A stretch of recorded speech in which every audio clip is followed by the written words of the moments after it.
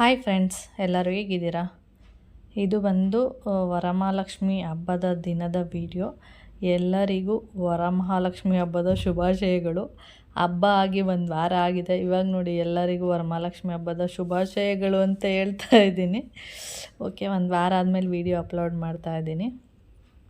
ಹಾಗೆ ಬೆಳಿಗ್ಗೆ ಎದ್ದು ಅಂದರೆ ನಿನ್ನೆನೇ ಫುಲ್ಲು ಎಲ್ಲ ರೆಡಿ ಮಾಡಿ ದೇವ್ರ ಮನೆಯೆಲ್ಲ ಕ್ಲೀನ್ ಮಾಡಿ ದೀಪ ಎಲ್ಲ ನೀಟಾಗಿ ಅಂದರೆ ಜೋಡಿಸಿ ಎಲ್ಲ ಮಾಡಿ ಇಟ್ಟಿದ್ದೆ, ಅಂದರೆ ರೆಡಿ ಮಾಡಿ. ಬೆಳಿಗ್ಗೆ ಎದ್ದು ಹೂವು ಎಲ್ಲ ಇಟ್ಟು ಪೂಜೆ ಮಾಡೋದಷ್ಟೇ. ಬೆಳಿಗ್ಗೆ ಬೇಗನೆ ಎದ್ದೆ, ಒಂದು 6 ಕರೆಕ್ಟ್ ನಾನು 6 ಗಂಟೆಗಿದ್ದೆ. ನಾನು ಅಂದ್ಕೊಂಡಿದ್ದು ಒಂದು 5:45 ಆ ಥರ ಎದ್ದೇಳೋಣ ಅಂಥೇಳಿ. ನೋಡಿದರೆ 6 ಗಂಟೆಗೆ ಎಚ್ಚರ ಆಗಿದ್ದು. ಆಮೇಲೆ ಸರಿ ಆಯಿತು ಅಂಥೇಳಿ 6 ಗಂಟೆಗೆದ್ದು ಬೇಗ ಎಲ್ಲ ಕ್ಲೀನ್ ಮಾಡಿ ರೆಡಿ ಮಾಡಿದ್ನಲ್ಲ, ಅಡುಗೆ ದೇವ್ರ ಮನೆಯದೇನು ಪ್ರಾಬ್ಲಮ್ ಇರಲಿಲ್ಲ. ಆಮೇಲೆ ಬಂದು ಸ್ನಾನ ಎಲ್ಲ ಕಸ ಗುಡಿಸಿ ಮನೆಯೆಲ್ಲ ಒರೆಸಿ ಸ್ನಾನ ಮಾಡಿ ಆಮೇಲೆ ಬಂದು ರೆಡಿ ಆಗ್ತಾಯಿದ್ದೆ. ಆವಾಗ ಕೌಶಿ ಏನೋ ಒಂದು ಸ್ವಲ್ಪ ಸೆಕೆಂಡು ವೀಡಿಯೋ ಮಾಡಿದ್ದಾನೆ ಅಷ್ಟೇ. ಯಾವಾಗಲೂ ಹೇಳ್ತಾ ಇರ್ತೀನಿ, ವೀಡಿಯೋ ಮಾಡಲ್ಲ. ಎಲ್ಲ ಮಕ್ಕಳು ಯಾವ ಥರ ಸಪೋರ್ಟ್ ಮಾಡ್ತಾರೆ, ವೀಡಿಯೋ ಮಾಡ್ತಾರೆ, ನೀನು ವೀಡಿಯೋನೇ ಮಾಡಲ್ಲ ಅಂತಿದ್ನಲ್ಲ. ಅದಕ್ಕೆ ನಾನು ಸೀರೆ ಹಾಕ್ಕೊಳ್ಬೇಕಾದ್ರೆ ಬಂದು ವೀಡಿಯೋ ಮಾಡ್ತಾಯಿದ್ದ. ಆಮೇಲೆ ಸ್ನಾನ ಗೀನ ಮಾಡಿಕೊಂಡು ಡ್ರೆಸ್ ಹಾಕ್ಕೊಂಡು ಬಂದು ಫುಲ್ಲು ದೇವ್ರ ಮನೆಯೆಲ್ಲ ರೆಡಿ ಮಾಡಿ ಹೂವು ಇಟ್ಟು ಪ್ರತಿಯೊಂದು ಹಣ್ಣು ಅದು ಇದೆಲ್ಲ ಇಟ್ಟು, ಹಣ್ಣು ಅಂದರೆ ಸ್ವಲ್ಪನೇ ಇಟ್ಟಿದ್ದೀನಿ, ಏಕೆಂದರೆ ವೆಯ್ಟ್ ಆಗಿಬಿಡುತ್ತೆ. ಮತ್ತು ನನಗೆ ಅಲ್ಲಿ ಪ್ಲೇಸು ಇಲ್ಲ ಎಲ್ಲ ಥರದ ಹಣ್ಣೆಲ್ಲ ಇಡೋದಕ್ಕೆ. ಅದಕ್ಕೆಲ್ಲ 1, 2 ಈ ಥರ ಇಟ್ಟಿದ್ದೀನಿ ಅಷ್ಟೇ. ಆಮೇಲೆಲ್ಲ ರೆಡಿ ಮಾಡಿಬಿಟ್ಟು ಆಮೇಲೆ ಹೋಗಿ ಮತ್ತು ಸೀರೆ ಉಟ್ಕೊಂಡು ಬಂದು ಆಮೇಲೆ ಬಂದು ನಾನು ಪೂಜೆ ಮಾಡಿದ್ದು. ನಾನು ಪ್ರತಿ ವರ್ಷವೂ ನೀವೇನು ನೋಡ್ತಾ ಇದ್ದೀರ ಈಗ ಅಷ್ಟೇ ಪೂಜೆ ಮಾಡೋದು, ಮತ್ತೇನು ಪೂಜೆ ಮಾಡಲ್ಲ. ಇನ್ನು ವರ್ಷ ಡಿಫ್ರೆಂಟಾಗೇನು ಪೂಜೆ ಮಾಡಲ್ಲ.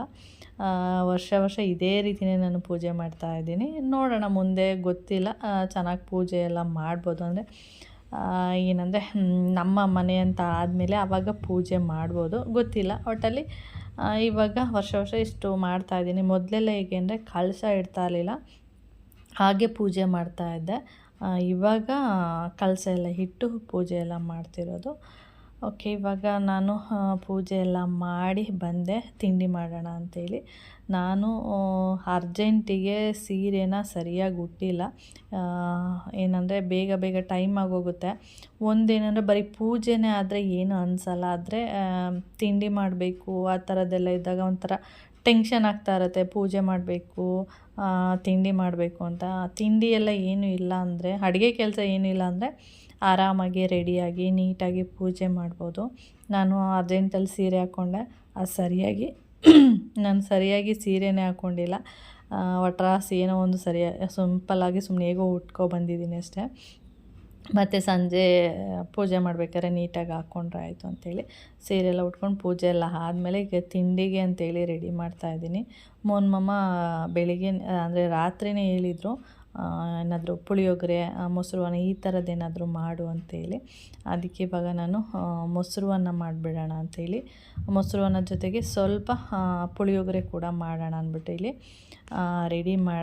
ರೆಡಿ ಮಾಡ್ತಾಯಿದ್ದೀನಿ ತಿಂಡಿ ಮಾಡೋದಕ್ಕೆ ಅಂತ ಹೇಳಿ. ಮಾಮನಿಗೆ ಅವತ್ತು ಆಫೀಸ್ ಇತ್ತು. ಪ್ರತಿ ವರ್ಷ ಮಾಮನಿಗೆ ಆಫೀಸ್ ರಜೆ ಇರೋದಿಲ್ಲ, ಅಂದರೆ ವರಮಹಾಲಕ್ಷ್ಮಿ ಹಬ್ಬ ಏನಿದೆ ಅವತ್ತು ರಜೆ ಇರೋದಿಲ್ಲ. ಬೇಕು ಅಂದರೆ ರಜೆ ಹಾಕ್ಬೋದು, ಆದರೆ ಹೆಂಗಸ್ರೆಲ್ಲ ಅಂದರೆ ಆಫೀಸಲ್ಲಿ ಲೇಡೀಸು ಇರ್ತಾರಲ್ವ, ಅವರೆಲ್ಲ ರಜೆ ಹಾಕಿರ್ತಾರೆ. ಆದ್ದರಿಂದ ಗಂಡಸರೆಲ್ಲ ಆಫೀಸಲ್ಲಿ ವರ್ಕ್ ಮಾಡ್ತಾರೆ ಅವತ್ತು.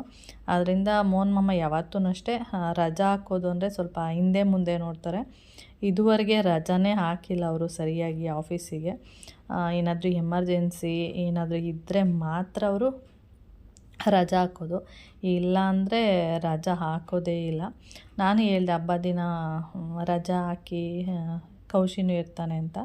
ಆದರೆ ಇಲ್ಲ, ಯಾಕೆ ಇಲ್ಲೇ ಇರ್ತೀನಲ್ವ, ಇಲ್ಲೇ ಪಕ್ಕದಲ್ಲೇ ಅಲ್ವಾ ಆಫೀಸು, ಸುಮ್ಮನೆ ಏನಕ್ಕೆ ರಜಾ ಹಾಕ್ಕೊಂಡು ಇರೋದು, ಮಧ್ಯಾಹ್ನ ಹೇಗಿದ್ರು ಊಟಕ್ಕೆ ಬರ್ತೀನಿ ಅಲ್ವಾ ಅಂತೇಳ್ಬಿಟ್ಟು ರಜಾ ಹಾಕಲಿಲ್ಲ ಅವರು.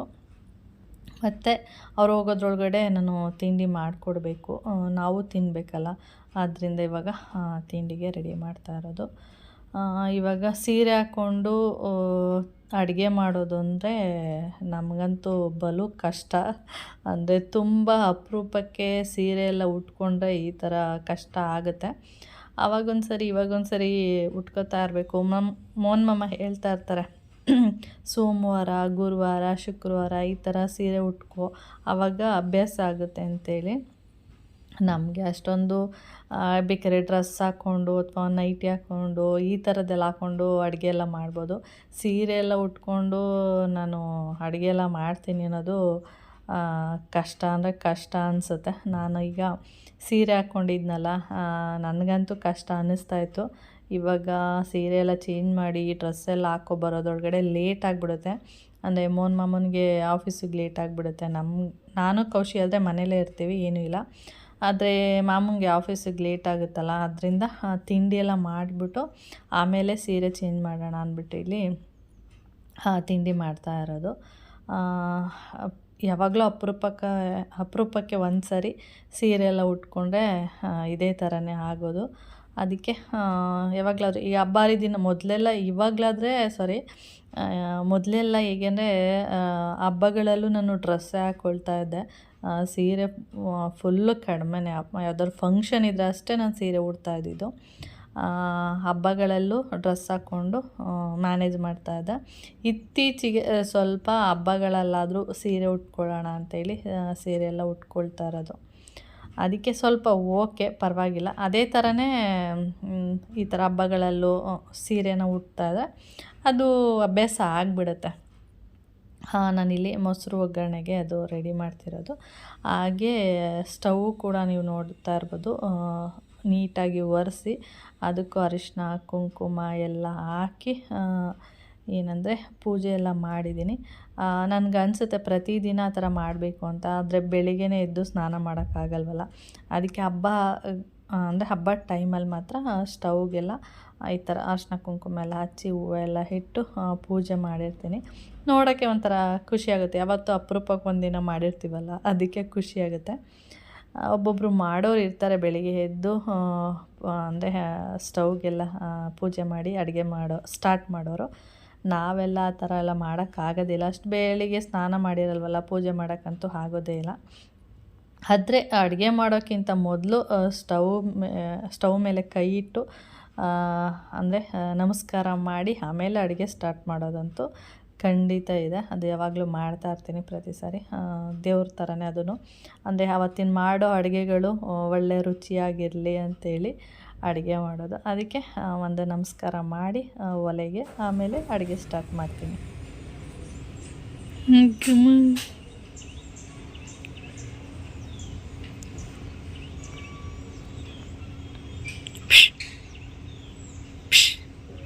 ಗುಮ್ಮ ಹಾಗೆ ಮಾಡಿ ಹೈ ಹೈ.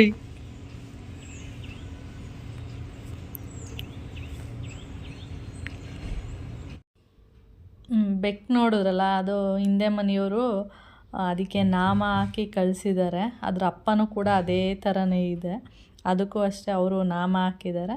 ಇದು ಅದೇ ಥರ ಸೇಮ್ ಅಪ್ಪನ ಥರನೇ ಇದೆ ಅಂದ್ಬಿಟ್ಟು ಇದಕ್ಕೆ ನಾಮ ಹಾಕಿರೋದು. ಚೆನ್ನಾಗಿ ಕಾಣಿಸ್ತಾಯಿತ್ತು. ನಮಗೆ ಆ ಥರ ಇಷ್ಟ ಹಾಕೋದಕ್ಕೆ. ಮೋಹನ್ ಮಾಮಂಗೆ ಆ ಥರ ಎಲ್ಲ ಹಾಕಿದ್ರೆ ಕೋಪ ಬರುತ್ತೆ. ಬೆಕ್ಕಿಗೆ ಗೆಜ್ಜೆ ಕಟ್ಟೋದಿರ್ಬೋದು, ಆ ಥರ ನಾಮ ಎಲ್ಲ ಹಾಕೋದಷ್ಟು ಇಷ್ಟ ಆಗೋಲ್ಲ. ಅದು ಮಲ್ಕೊಂಡಿತ್ತು, ಅದನ್ನು ವೀಡಿಯೋ ಮಾಡಿದೆ. ಹಾಗೆ ಇಲ್ಲಿ ತಿಂಡಿ ತಿಂದ್ಕೊಂಡು ಮೋಹನ್ ಮಾಮನೂ ಕೂಡ ಆಫೀಸಿಗೆ ಹೊರಟ್ರು. ತಿಂಡಿ ಎಲ್ಲ ತಿಂದು ಈಗ ನಾನು ಒಂದು 5 ನಿಮಿಷ ರೆಸ್ಟ್ ಮಾಡೋಣ, ಆಮೇಲೆ ಮತ್ತೆ ಅಡುಗೆ ಮಾಡೋದಿದ್ದೇ ಇರುತ್ತೆ. ಇಲ್ಲಿ ರೆಸ್ಟ್ ಮಾಡ್ತಾಯಿದ್ದೀನಿ ಅಷ್ಟೇ. ಇಲ್ಲಿ ನೋಡಿ, ಇದು 3 ಜಗಳಕ್ಕೆ ನಿಂತಿದೆ. ಸ್ಟಾಪೇ ಮಾಡಿಬಿಡ್ತು.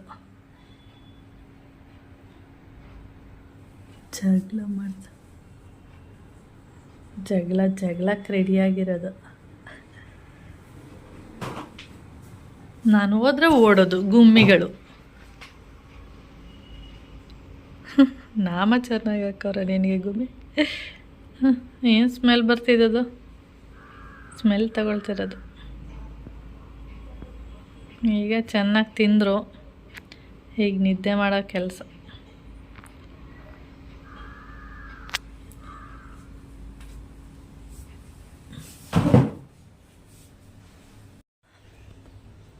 ಟೈಮ್ ಬಂದು ಇವಾಗ 10 ಕಾಲು ಆಗ್ತಾ ಇದೆ. ತಿಂಡಿ ತಿನ್ಕೊಂಡು ಕೂತ್ಕೊಂಡಿದ್ದೀನಿ. ಇವಾಗ ಏನು ಅಡುಗೆ ಮಾಡೋದು ಆ ಥರ ಯೋಚನೆ ಮಾಡ್ಕೊಂಡು ಕೂತಿದ್ದೀನಿ. ಗೊತ್ತಿಲ್ಲ, ಇನ್ನೂ ಪ್ಲ್ಯಾನ್ ಮಾಡಿಲ್ಲ. ಇವತ್ತು ಬಿಸಿಲಿಲ್ಲ, ಬೆಳಿಗ್ಗೆಯಿಂದನೂ ಫುಲ್ಲು ಮೋಡ ಇದೆ. ಮಳೆ ಬರೋ ಥರನೇ, ಅಂದರೆ ಮಳೆ ಬರಲ್ಲ, ಆದರೆ ಮೋಡ ಥರ ಆ ಥರ ಇದೆ. ಅದಕ್ಕೆ ಕೂತ್ಕೊಂಡು ತಿಂಡಿ ಎಲ್ಲ ಆಯಿತು. ಇನ್ನೇನಿದ್ರು ಮಾಮ ಬರೋದು 1:45ಗೆ. ಅಷ್ಟು ತನಕ 1:45ಗೆ ಬರೋದಲ್ವ, ಅಷ್ಟೊತ್ತಿಗೆ ಅಡುಗೆ ಎಲ್ಲ ಮಾಡಬೇಕು. ಅದಕ್ಕೆ ಥಿಂಕ್ ಮಾಡ್ತಾಯಿದ್ದೀನಿ ಏನು ಮಾಡೋದು ಅಡುಗೆ. ನಿದ್ದೆ ಬೇರೆ ಬರ್ತಾಯಿದೆ. ಬೇಗೇನು ಎದ್ದಿಲ್ಲ. ನಾನು ಅಂದ್ಕೊಂಡಿದ್ದೆ 5:30ಗೆಲ್ಲ ಎದ್ದೇಳೋಣ ಅಂಥೇಳಿ. 5:30ಗೆ ಹೇಳೋಕ್ಕಾಗಲಿಲ್ಲ. ಕರೆಕ್ಟು ನಾನು ಹೇಗೆ 6 ಗಂಟೆ 10 ನಿಮಿಷ ಅಥವಾ 6:15 ಆ ಥರ ಎದ್ದೇಳ್ತೀನಲ್ಲ, ಆದರೆ ಸ್ವಲ್ಪ ಬೇಗ ಎದ್ದೆ ಅಷ್ಟೇ. 5:55 ಏನೋ ಆಗಿತ್ತು, ಕರೆಕ್ಟಾಗಿ 6 ಗಂಟೆ ಅಂದ್ಕೊಳ್ಳಿ. ಅವಾಗಿದ್ದು ಕೆಲಸ ಎಲ್ಲ ಮುಗಿಸಿ ಆಮೇಲೆ ಪೂಜೆ ಎಲ್ಲ ಮಾಡಿದ್ದಲ್ವ, ತಿಂಡಿ ಎಲ್ಲ ತಿಂದಾದ್ಮೇಲೆ ಇವಾಗ ನಿದ್ದೆ ಬರ್ತಾಯಿದೆ, ಮಲ್ಕೊಳ್ಳೋಣ ಅನ್ನೋ ಥರ ಆಗ್ತಾಯಿದೆ. ಅದಕ್ಕೆ ಯೋಚನೆ ಮಾಡ್ಕೊಂಡು ಕೂತಿದ್ದೀನಿ. ಇನ್ನೂ ಸೀರೆ ಎಲ್ಲ ಚೇಂಜ್ ಮಾಡಿಲ್ಲ. ಈ ಸೀರೆ ಬಂದು ತೋರಿಸಿದೆ ನಾನು, ಮೀಶೋದಲ್ಲಿ ತೊಗೊಂಡಿದ್ದು. ಹೇಗೋ ಹುಟ್ಟಿದ್ದೀನಿ ಒಟ್ರಾಸಿ. ಸೀರೆನ ಉಡೋ ಪ್ಲ್ಯಾನ್ ಇರಲಿಲ್ಲ. ನನ್ನ ಪ್ಲ್ಯಾನ್ ಇದ್ದಿದ್ದು ಡ್ರೆಸ್ ಹಾಕೊಳ್ಳೋಣ ಅಂತೇಳಿ. ಆಮೇಲೆ ಮೊನ್ನೆ ಹೇಳ್ತಾ ಇರ್ತಾರೆ, ನಾವು ಸೀರೆ ತೊಗೊಂಡೆ ಅಂತೇನಾದರೂ ಆನ್ಲೈನಲ್ಲಿ ಅದೆಲ್ಲ ತೋರಿಸಿದ್ರೆ ತೊಗೊಂಡು ಅಲ್ಲಿ ಇಟ್ಟು ಪೂಜೆ ಮಾಡೋ ದಿನ ಉಟ್ಕೋಬೇಡ ಅಂತ ಹೇಳ್ತಾ ಇರ್ತಾರೆ. ಅದರಿಂದ ಯಾವುದಾದ್ರೂ ಒಂದು ಸೀರೆ ಉಟ್ಕೊಳ್ಳೋಣ ಅಂತ ಅನ್ನಿಸ್ತು. ಇದು ಸ್ವಲ್ಪ ಐರನ್ ಮಾಡಿ ಸೀರೆನ ಉಡಬೇಕು, ಆವಾಗ ನೀಟಾಗಿ ಕೂರುತ್ತೆ. ಇಲ್ಲಾಂದರೆ ಅಷ್ಟು ನೀಟಾಗಿ ಕೂರಲ್ಲ. ಇದು ಸ್ವಲ್ಪ ಅಂದರೆ ಹಾಗೆ ಮಡ್ಚಿಟ್ಬಿಟ್ಟಿದ್ನಲ್ಲ, ಅದರಿಂದ ಅಷ್ಟು ಸರಿ ಕೂತ್ಕೊಂಡಿಲ್ಲ. ಐರನ್ ಮಾಡಿ ಹಾಕ್ಕೊಂಡ್ರೆ ನೀಟಾಗಿ ಕೂತ್ಕೊಳ್ಳುತ್ತೆ. ಇದೊಂಥರ ಕಾಟನ್ ಸಿಲ್ಕ್ ಬರುತ್ತಲ್ಲ, ಅದೇ ಥರ ಬರುತ್ತೆ. ಆದರೆ ಇದು ಬಂದು ಡೋಲಾ ಸಿಲ್ಕ್ ಅಂತ. ಅದಕ್ಕೆ ಇದನ್ನೇ ಉಟ್ಕೊಳ್ಳೋಣ ಅಂತೇಳಿ ಉಟ್ಕೊಂಡಿದ್ದೀನಿ. ಓಕೆ, ಕೂತ್ಕೊಂಡು ಯೋಚನೆ ಮಾಡೋಣ ಏನು ಮಾಡಲಿ ಅಂತೇಳಿ. ಆಮೇಲೆ ವೀಡಿಯೋನ ಕಂಟಿನ್ಯೂ ಮಾಡ್ತೀನಿ. ಆಮೇಲೆ ಸುಮಾರು ಒಂದು 1/2 ಅವರ್ ಕೂತ್ಕೊಂಡಿದ್ದೆ.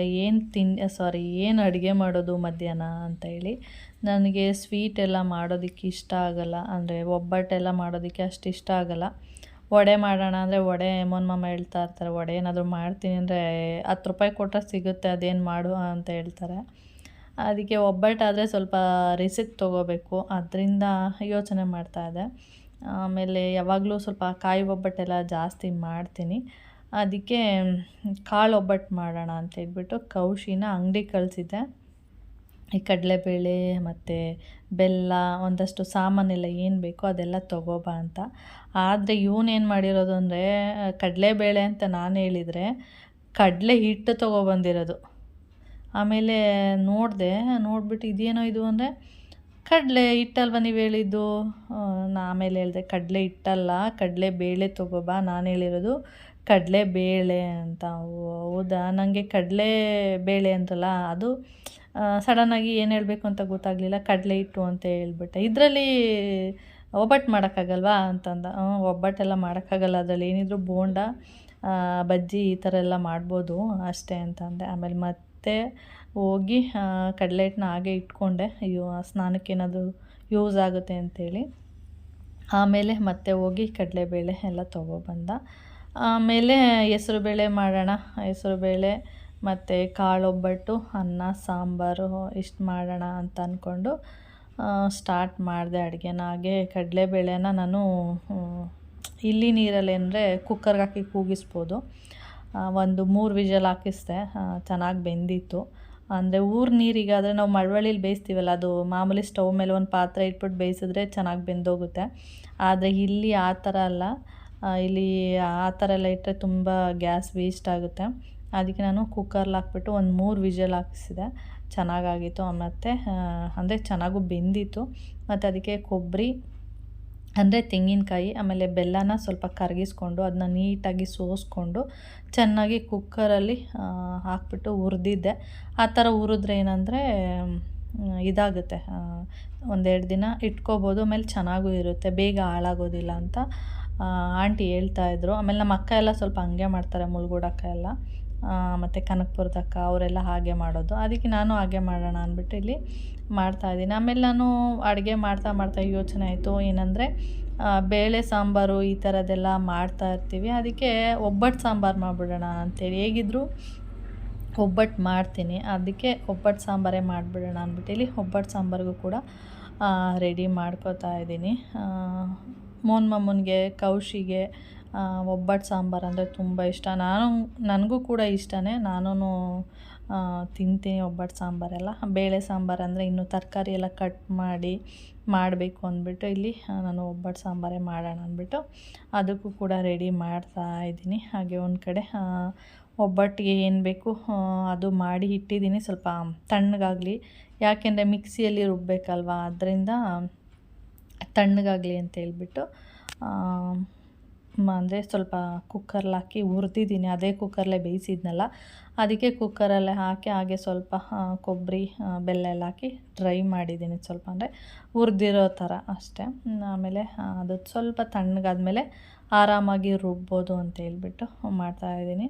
ಹಾಗೆ ನನಗೆ ಸ್ವಲ್ಪ ತೆಂಗಿನಕಾಯಿ ಎಲ್ಲ ಬೇಕಿತ್ತು, ಏನಕ್ಕೆ ಅಂದರೆ ಹೆಸರು ಬೇಳೆಗೆಲ್ಲ, ಅದಕ್ಕೆ ಇಲ್ಲಿ ರೆಡಿ ಮಾಡ್ಕೊತಾ ಇದ್ದೀನಿ. ಒಂದು ತೆಂಗಿನಕಾಯಿ ಹೊಡೆದ್ಬಿಟ್ಟು ಮತ್ತು ಸ್ವಲ್ಪ ಒಬ್ಬಟ್ಟು ಸಾಂಬಾರಿಗೂ ಕೂಡ ಬೇಕಿತ್ತು, ಅದಕ್ಕೂ ಆಗುತ್ತೆ, ಹಾಗೆ ಕೋಸಂಬರಿ ಇದಕ್ಕೆಲ್ಲ ಆಗುತ್ತೆ ಅಂದ್ಬಿಟ್ಟು ನಾನು ತೆಂಗಿನಕಾಯಿನ ತುರ್ಕೋತಾ ಇದ್ದೀನಿ.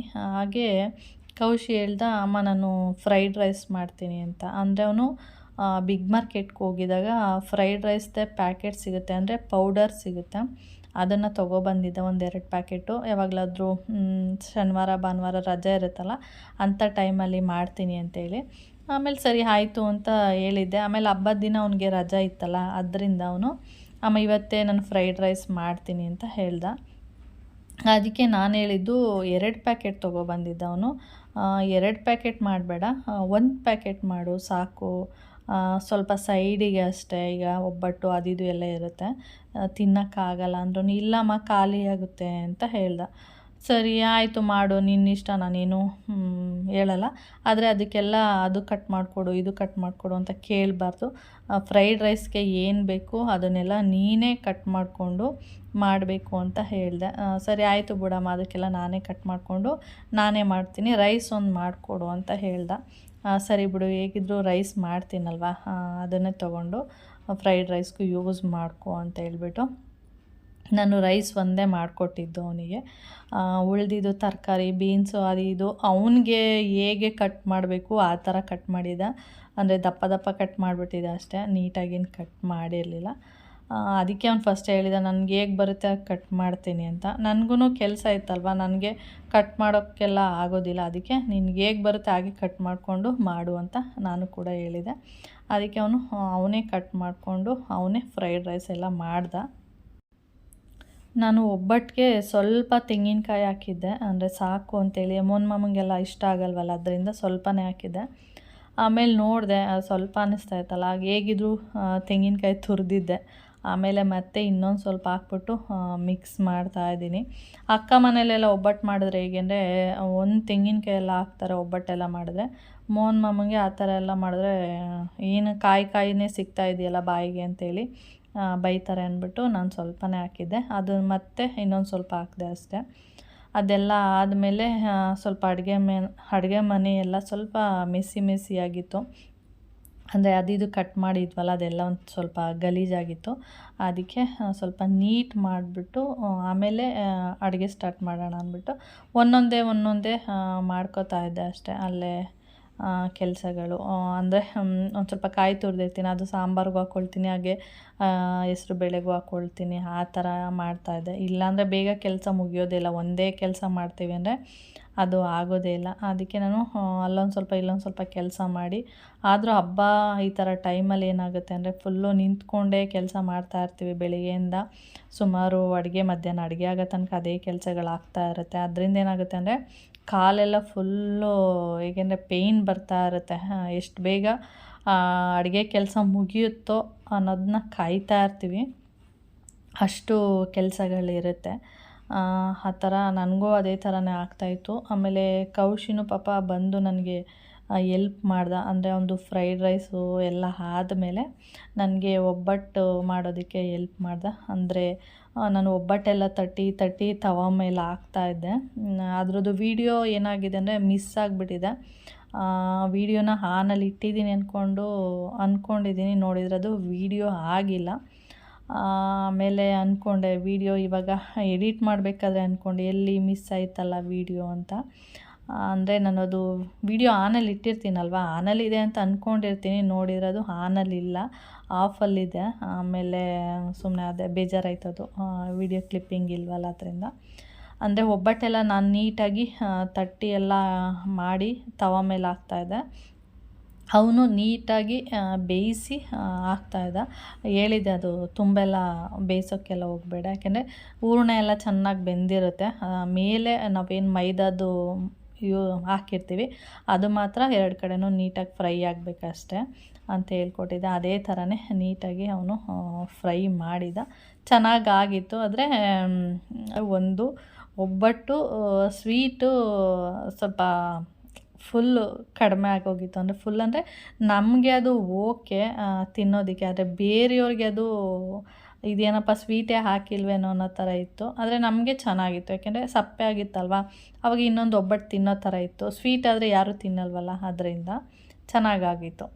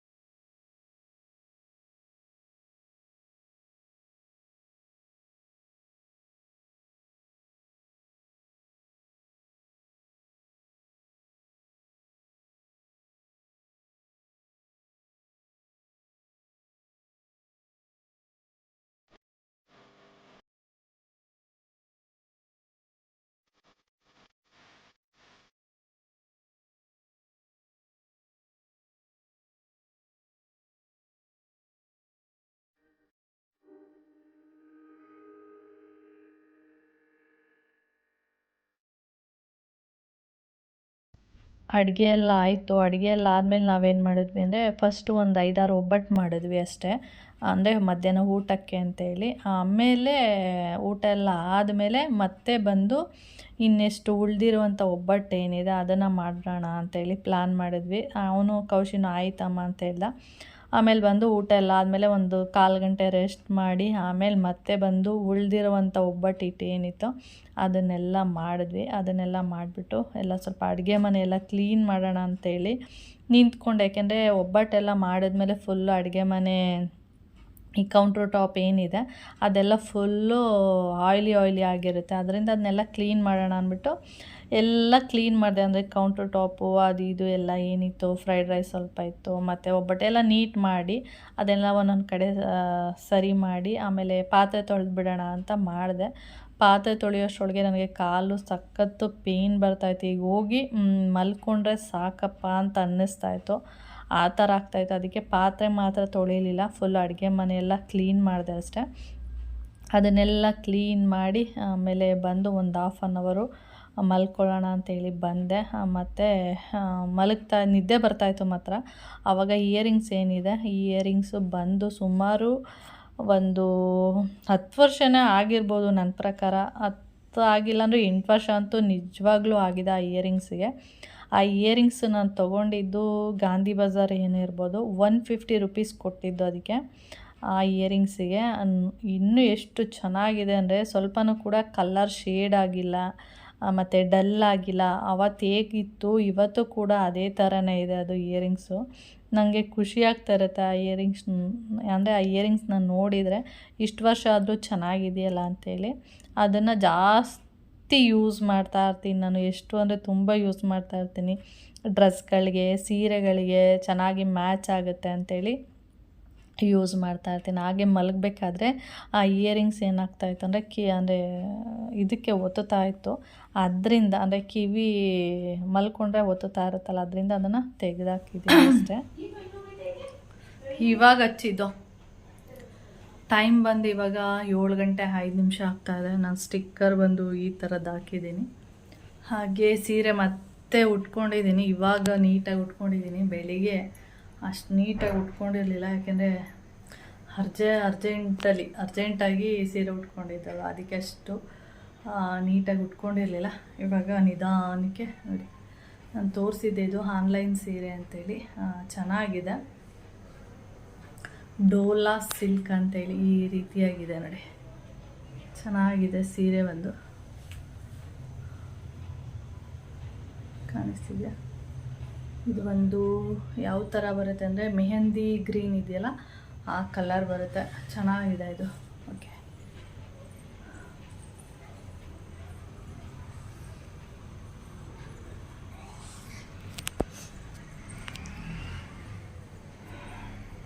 ಅಂದರೆ ಇವಾಗ ಸೆಕೆ ಹಿಡಿತಾ ಇದೆಯಲ್ಲ, ತುಂಬ ಸೆಕೆ ಆಗ್ತಿದೆ. ಇವಾಗ ಒಂದು ಹಾಫ್ ಆನ್ ಅವರ್ ಆಯಿತು ಸೀರೆ ಹಾಕ್ಕೊಂಡು. ಅವಾಗಲೇ ಇದೊಂಥರ ಡೋಲಾ ಸಿಲ್ಕ್ ಅಂದರೆ ಸಿಲ್ಕ್ ಥರ ಒಂಥರ ಸೆಕೆಗೆ ಅಷ್ಟೊಂದು ಕಂಫರ್ಟಬಲ್ ಅಂತ ಅನಿಸೋದಿಲ್ಲ. ಓಕೆ, ಇದು ಬಂದು ಸಂಜೆ ನಾನು ಮತ್ತೆ 6 ಗಂಟೆಗೆ ಪೂಜೆ ಮಾಡೋಣ ಅಂದ್ಬಿಟ್ಟು ಮತ್ತೆ ಸೀರೆ ಎಲ್ಲ ಉಟ್ಕೊಂಡೆ. ಆವಾಗ ನೋಡಿ ನೀಟಾಗಿ ಸೀರೆ ಎಲ್ಲ ಉಟ್ಕೊಂಡೆ. ಒಂಥರ ಖುಷಿ ಅನ್ನಿಸ್ತಾ ಇತ್ತು ನೀಟಾಗಿ ಉಟ್ಕೊಂಡಾಗ. ಆಮೇಲೆ ಕೌಶಿಗೆ ಹೇಳಿದೆ ಒಂದು ಸ್ವಲ್ಪ ವೀಡಿಯೋ ಮಾಡೋ ಇದು ಅಂತೇಳಿ, ಅದಕ್ಕೆ ಅವನು ವೀಡಿಯೋ ಮಾಡ್ತಾ ಇರೋದು. ಸಂಜೆ ಮತ್ತೆ ಸೀರೆ ಎಲ್ಲ ಉಟ್ಕೊಂಡು ಪೂಜೆ ಎಲ್ಲ ಮಾಡಿಬಿಟ್ಟು, ಹಾಗೆ ಇನ್ನು ಯಾರಾದರೂ, ನಾನು ಯಾರನ್ನೂ ಕರೆಯೋದಕ್ಕೆ ಹೋಗಲ್ಲ. ಮುಂದೆ ಮನೆ ಆಂಟಿ ಬಿಟ್ಟರೆ ಇನ್ಯಾರಿಗೂ ಹೇಳೋಕ್ಕೆ ಹೋಗಲ್ಲ, ಅಂದರೆ ಕುಂಕುಮಕ್ಕೆಲ್ಲ.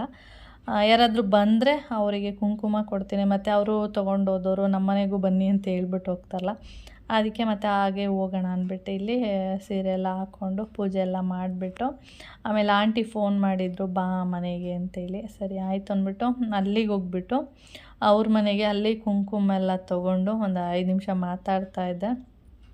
ಹಾಗೆ ಆಂಟಿ ಹೇಳ್ತಾಯಿದ್ರು ಮನೇಲಿ ಗಿಳಿ ತೊಗೊಬಂದಿದ್ದೀವಿ ಅಂತ. ಸುಮಾರು 1 ತಿಂಗಳೇ ಆಯಿತು ಅನಿಸುತ್ತೆ ಅವ್ರು ನನಗೆ ಹೇಳಿ. ನಾನು 1 ತಿಂಗಳಿಂದನೂ ಅವ್ರ ಮನೆಗೆ ಹೋಗೋಕ್ಕಾಗಿಲ್ಲ. ಬಾರೆ ಅಂತ ಹೇಳ್ತಾಯಿದ್ರು.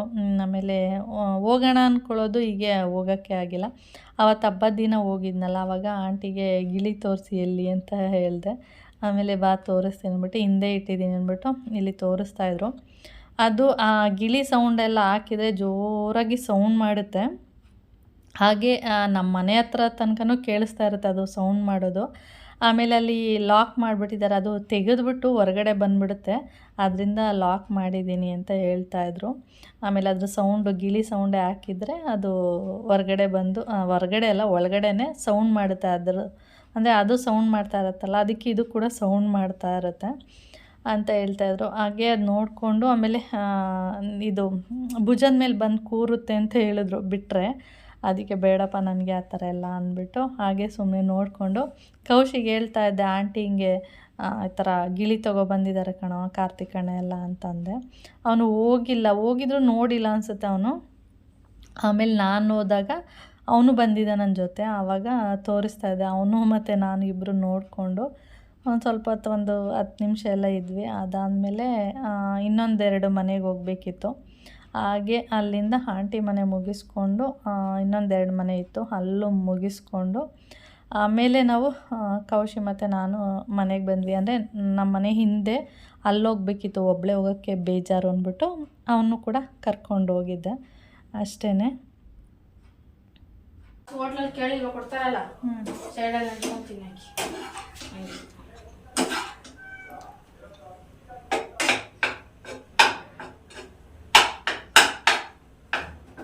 ಖಾರದ ಪುಡಿ ಹಾಕ್ಬಿಟ್ಟು ಖಾರದ ಪುಡಿ ಎತ್ಕೊಳ್ಳಿ ಸೈಟ್.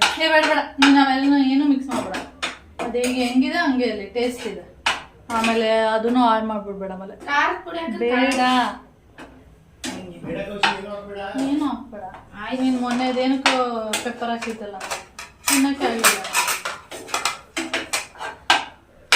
ಹಂಗೆ ಗೊತ್ತು ಹೊಸದು ಖಾರ ಪುಡಿ ಚೆನ್ನಾಗಿರುತ್ತೆ ಚೆನ್ನಾಗಿರುತ್ತೆ ಅನ್ನೋ ಪ್ರಶ್ನೆ ಇಲ್ಲ.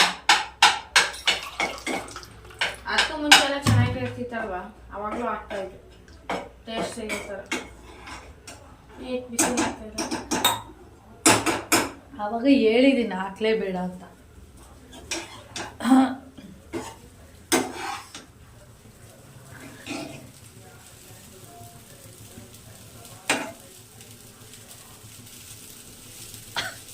ಅಲ್ಲ ನಿಂತ್ಕೊಂಡಿದ್ದೀನಿ.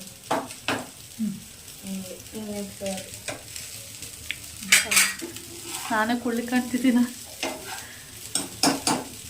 ನೀವು ತೋಳ್ದು ಏನಿಲ್ಲ, ಈಗ ಪಲ್ಲು ನೋಡು ನೋಡ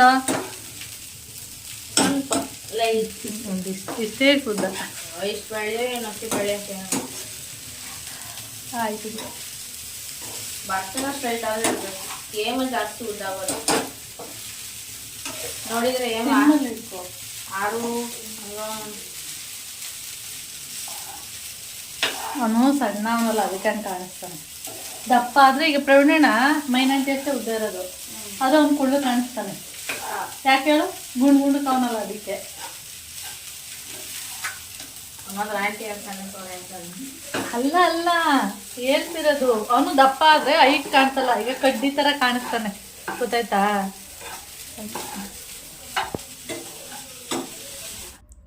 ಕುಂಕುಮ ಎಲ್ಲ ತೊಗೊಂಡು ಬಂದಮೇಲೆ ಹಾಗೆ ಸೀರೆ ಎಲ್ಲ ಚೇಂಜ್ ಮಾಡಿಕೊಂಡು ಹಾಗೆ ವೀಡಿಯೋನು ಕೂಡ ಇಲ್ಲಿಗೆ ಎಂಡ್ ಮಾಡ್ತಾ ಇದ್ದೀನಿ. ವಿಡಿಯೋ ಇಷ್ಟ ಆದರೆ ಲೈಕ್, ಶೇರ್, ಕಮೆಂಟ್ ಮಾಡಿ. ಹಾಗೆ ಯಾರಾದರೂ ಫಸ್ಟ್ ಟೈಮ್ ನೋಡ್ತಾ ಇದ್ದರೆ ಪ್ಲೀಸ್ ಸಬ್ಸ್ಕ್ರೈಬ್ ಮಾಡ್ಕೊಂಡು ನೋಡಿ. ನೆಕ್ಸ್ಟ್ ವೀಡಿಯೋದಲ್ಲಿ ಸಿಗೋಣ. ಓಕೆ, ಬಾಯ್.